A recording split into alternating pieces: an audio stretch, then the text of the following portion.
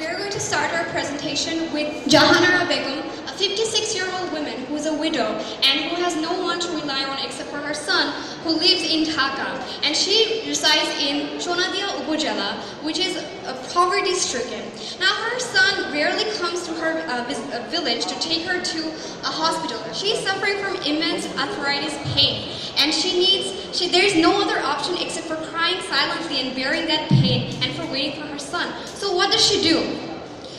Bangladesh, the situation analysis of Bangladesh. Now, Bangladesh is nothing short of a miracle. In the last year, Bangladesh has peaked at a growth rate of 7.3%, and recently it has graduated from a least developed country to a lower middle income country. Now, according to HSBC Global Research, Bangladesh is currently maintaining the 42nd largest economy. Now, and despite such high growth rates, income inequality is on the rise according to the Gini coefficient, and it has also been further reported by the household income and expenditure survey reported by the Bangladesh Bureau of Statistics. Now, it's a truly agrarian society, but the manufacturing industries are on the rise, of which the R&D sector is the dominating one. But steel and pharmaceutical industries are also in the top 10 industries in terms of value added and employment.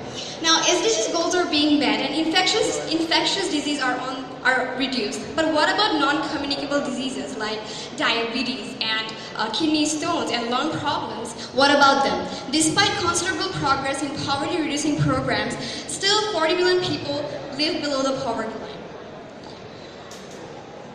Alright, now why have we chosen pharmaceuticals and why not steel?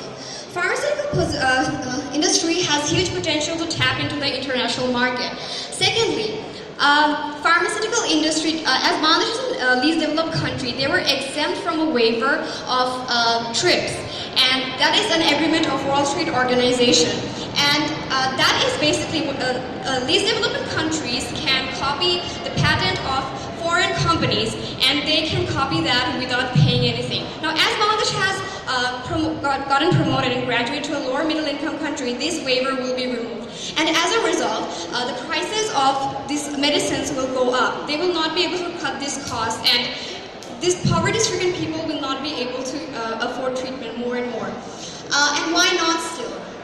So as pharmaceutical industry has the potential to tap into the international competitive market, but steel does not, unfortunately. And the infrastructure and technology are not advanced enough to compensate for the environmental damage the steel industry causes. Secondly, steel industry will only mitigate the problems that will surface, but from a pharmaceutical perspective, we will able to deal with the core issues like healthcare. Now for the core problems. What are our core problems? I have already mentioned about non-communicable diseases which are on the rise. And now due to income inequality, poverty-stricken people are not being able to get proper treatment. We argue about which sushi place to dine for tonight, but they cannot even, they don't even know, how they will afford their next meal.